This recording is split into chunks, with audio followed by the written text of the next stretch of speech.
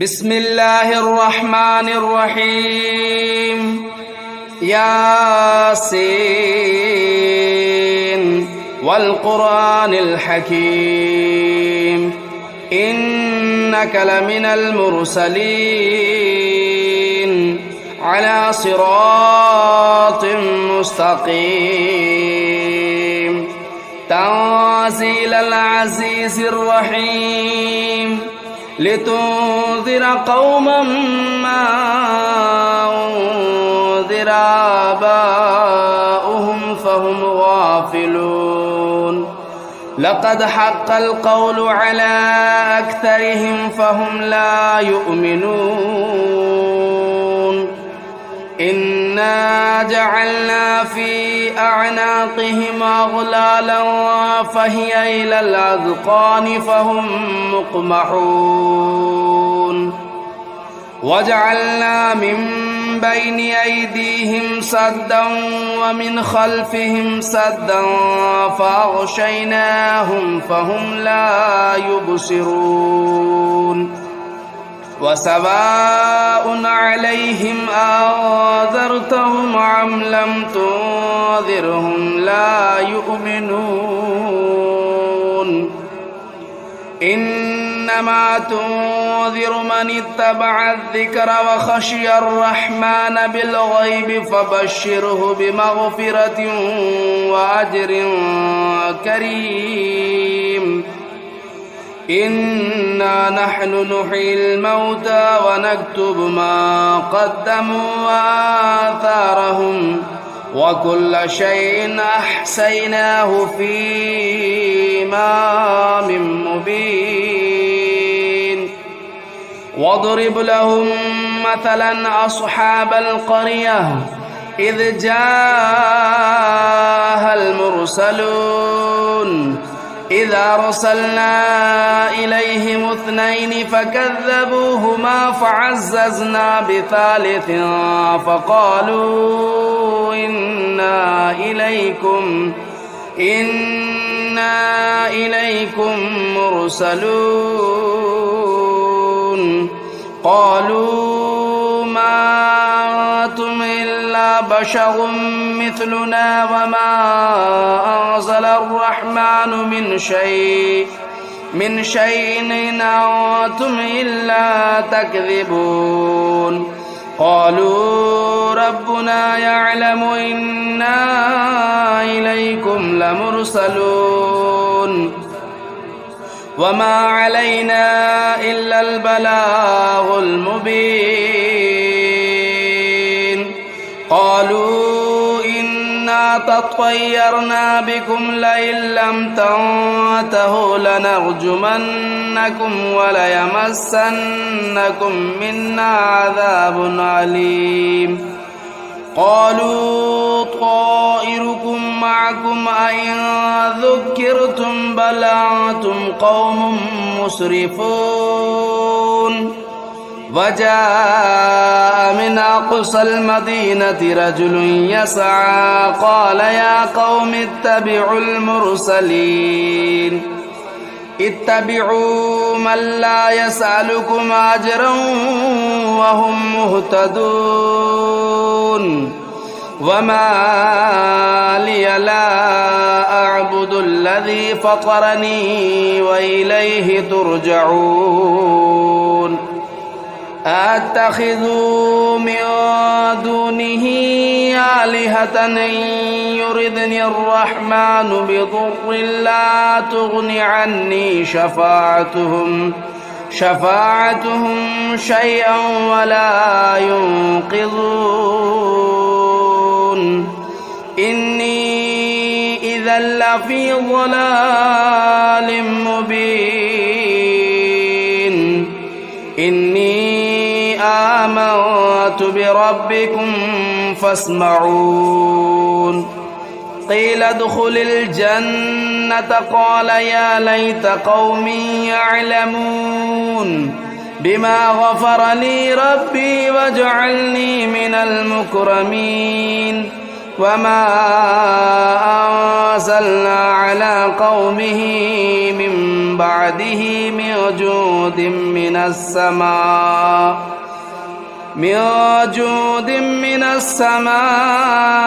وما كنا منزلين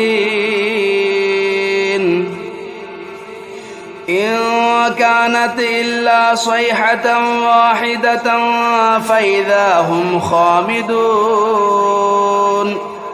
يا حسرة على العباد ما يأتيهم من رسول إلا كانوا به يستهزئون ألم يروا كم أهلكنا قبلهم من القرون أنهم إليهم لا يرجعون وإن كل لما جميع لدينا محضرون وآية لهم الأرض الميتة أحييناها وأخرجنا منها حبا فمنه يأكلون وجعلنا فيها جنات من نخيل وأعناب وفجرنا فيها من العيون ليأكلوا من ثمره وما عملته أيديهم أفلا يشكرون سبحان الذي خلق الأزواج كلها مما تنبت الأرض ومن أنفسهم ومما لا يعلمون وآية لهم الليل نسلخ منه النهار فإذا هم مظلمون والشمس تجري لمستقر لها ذلك تقدير العزيز العليم والقمر قدرناه منازل حتى عاد كالعرجون القديم لا الشمس ينبغي لها أن تدرك القمر ولا الليل سابق النهار وكل في فلك يسبحون وآية لهم أنا حملنا ذريتهم في الفلك المشحون وخلقنا لهم من مثله ما يركبون وإن نشأ نغرقهم فلا صريخ لهم ولا هم ينقذون إلا رحمة منا ومتاعا إلى حين وإذا قيل لهم اتقوا ما بين أيديكم وما خلفكم لعلكم ترحمون وما تأتيهم من آية من آيات ربهم إلا كانوا عنها معرضين وإذا قيل لهم أنفقوا مما رزقكم الله قال الذين كفروا للذين آمنوا ونطعم من لو يشاء الله أطعمه إن أنتم إلا في ضلال مبين ويقولون متى هذا الوعد إن كنتم صادقين ما ينظرون إلا صيحة واحدة تأخذهم وهم يخصمون فلا يستطيعون توصية ولا إلى أهلهم يرجعون ونفخ في الصور فإذا هم من الأجداث إلى ربهم ينسلون قالوا يا ويلنا من بعثنا من مرقدنا هذا ما وعد الرحمن وصدق المرسلون إن كانت إلا صيحة واحدة فإذا هم جميع لدينا محضرون فاليوم لا تظلم نفس شيئا ولا تجزون إلا ما كنتم تعملون إن أصحاب الجنة اليوم في شغل فاكهون هم وأزواجهم في ظلال على الأرائك متكئون لهم فيها فاكهة ولهم ما يدعون سلام قولا من رب رحيم وامتازوا اليوم أيها المجرمون ألم أعهد إليكم يا بني آدم ألا تعبدوا الشيطان إنه لكم عدو مبين وأن اعبدوني هذا صراط مستقيم ولقد أضل منكم جبلا كثيرا أفلم تكونوا تعقلون هذه جهنم التي كنتم توعدون اصلوها اليوم بما كنتم تكفرون اليوم نختم على أفواههم وتكلمنا أيديهم وتشهد أرجلهم بما كانوا يكسبون ولو نشاء لطمسنا على أعينهم فاستبقوا الصراط فأنى يبصرون ولو نشاء لمسخناهم على مكانتهم فما استطاعوا مضيا ولا يرجعون ومن نعمره ننكسه في الخلق أفلا يعقلون وما علمناه الشعر وما ينبغي له إن هو إلا ذكر وقرآن مبين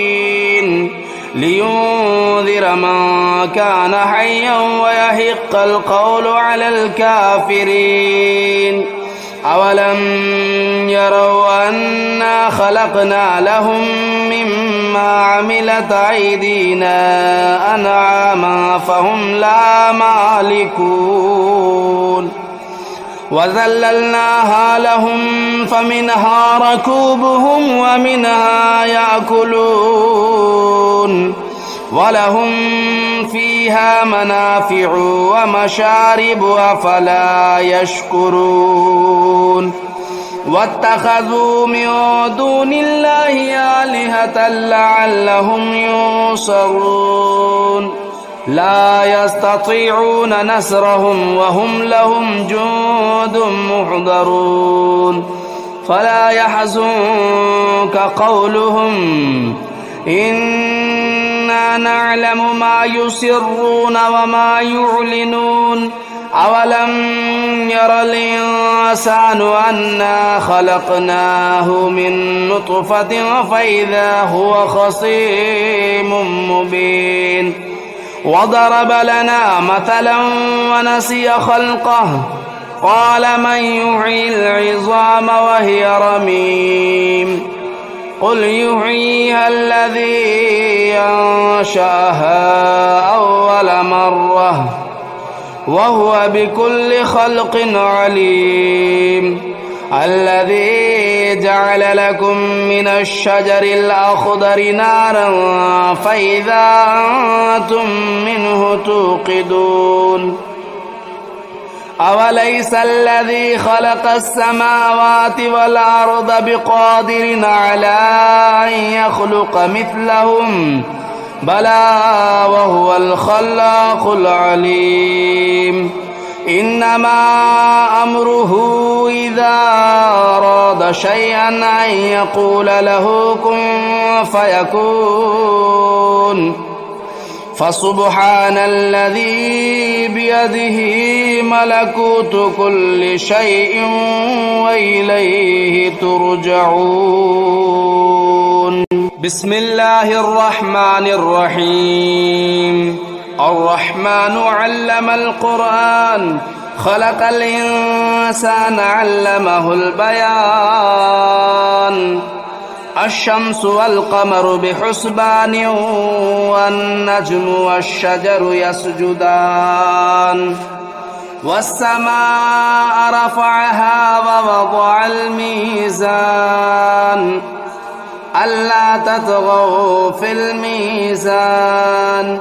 وأقيموا الوزن بالقسط ولا تخسروا الميزان والأرض وضعها للأنام فيها فاكهة والنخل ذات الأكمام والحب ذو العصف والريحان فبأي آلاء ربكما تكذبان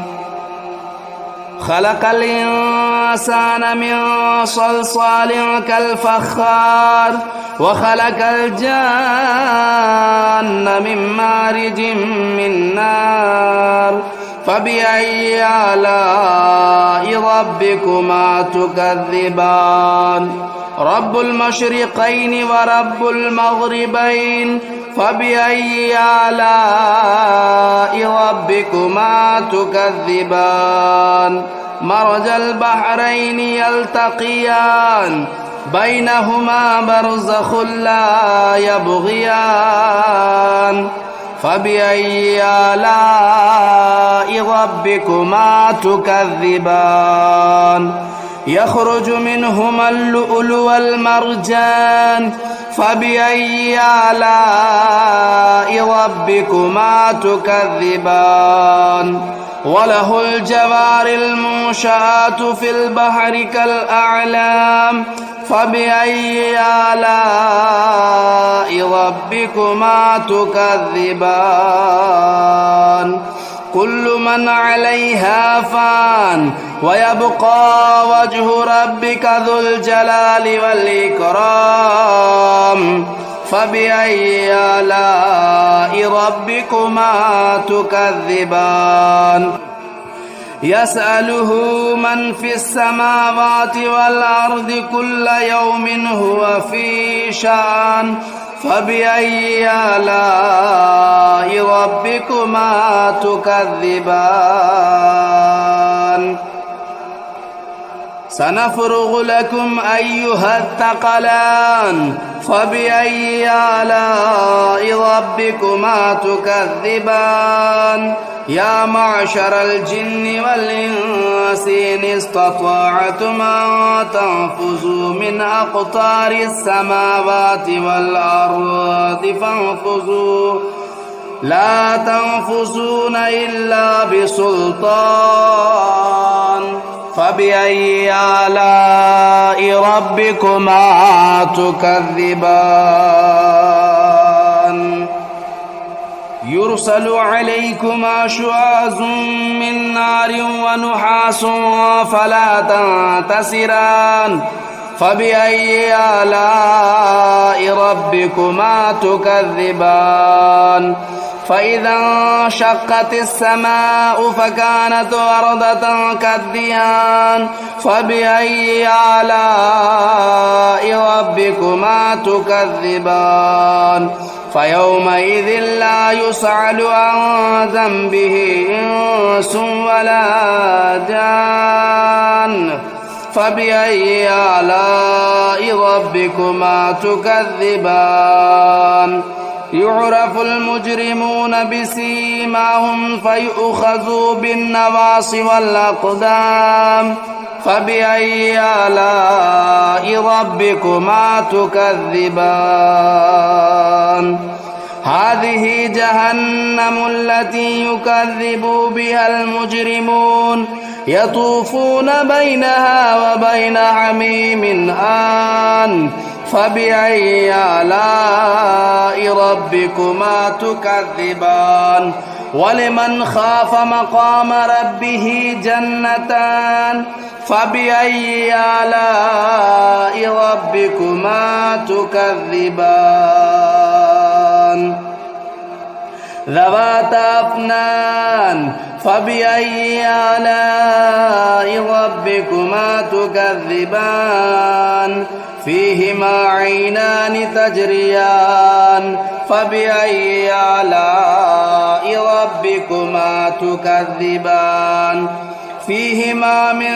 كل فاكهة زوجان فبأي آلاء ربكما تكذبان متكئين على فرش بطائنها من استبرق وجنى الجنتين دان فبأي آلاء ربكما تكذبان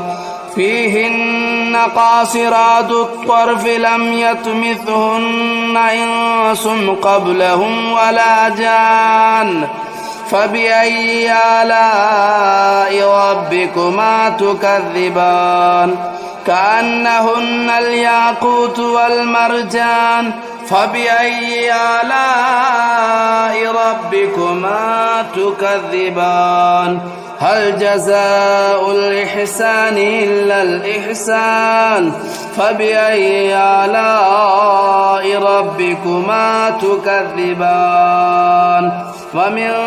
دونهما جنتان فبأي آلاء ربكما تكذبان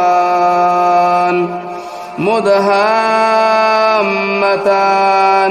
فبأي آلاء ربكما تكذبان فيهما عينان نضاختان فبأي آلاء ربكما تكذبان فيهما فاكهة والنخل والرمان فبأي آلاء ربكما تكذبان فيهن خيرات حسان فبأي آلاء ربكما تكذبان حور مقصورات في الخيام فبأي آلاء ربكما تكذبان لم يطمثهن إنس قبلهم ولا جان فبأي آلاء ربكما تكذبان متكئين على رفرف خضر وبخري حسان فبأي آلاء ربكما تكذبان تبارك اسم ربك ذو الجلال والإكرام بسم الله الرحمن الرحيم تبارك الذي بيده الملك وهو على كل شيء قدير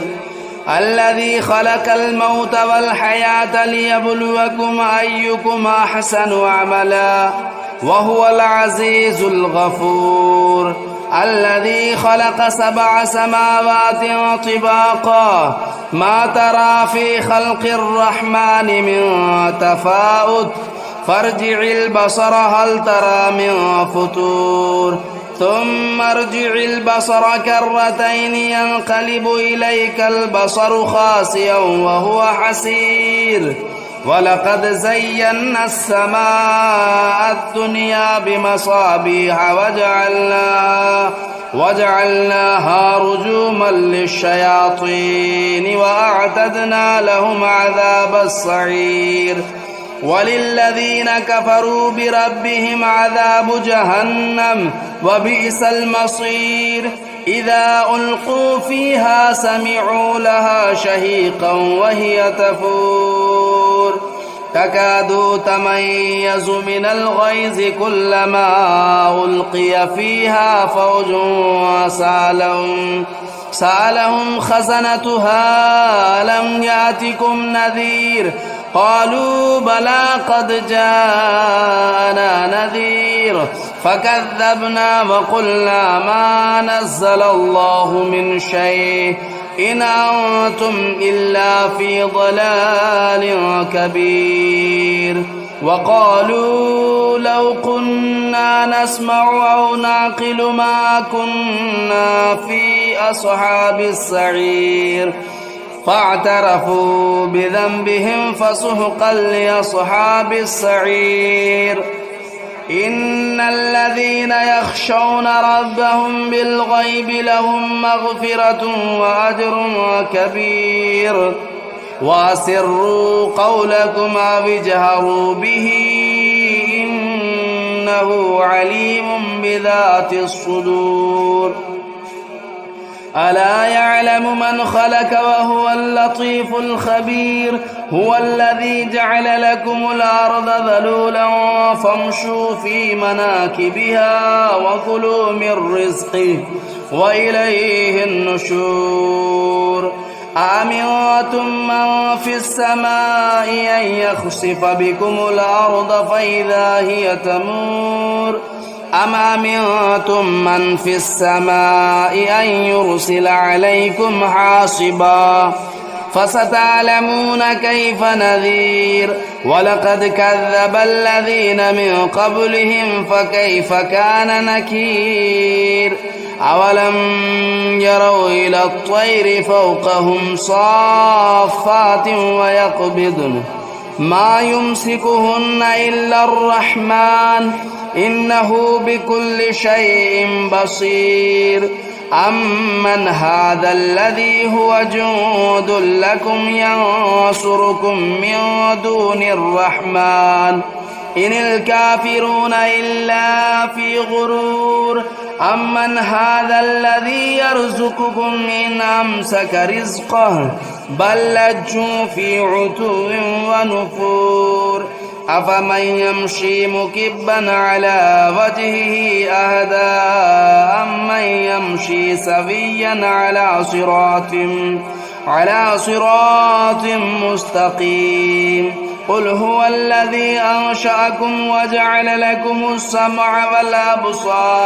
والأبصار والأفئدة قليلا ما تشكرون قل هو الذي ذرأكم في الأرض وإليه تهشرون ويقولون متى هذا الوعد إن كنتم صادقين قل إنما العلم عند الله وإنما أنا نذير مبين فلما رأوه زلفة سيئت وجوه الذين كفروا وقيل هذا الذي كنتم به تدعون قل أرأيتم إن أهلكني الله ومن معي أو رحمنا فمن يجير الكافرين من عذاب أليم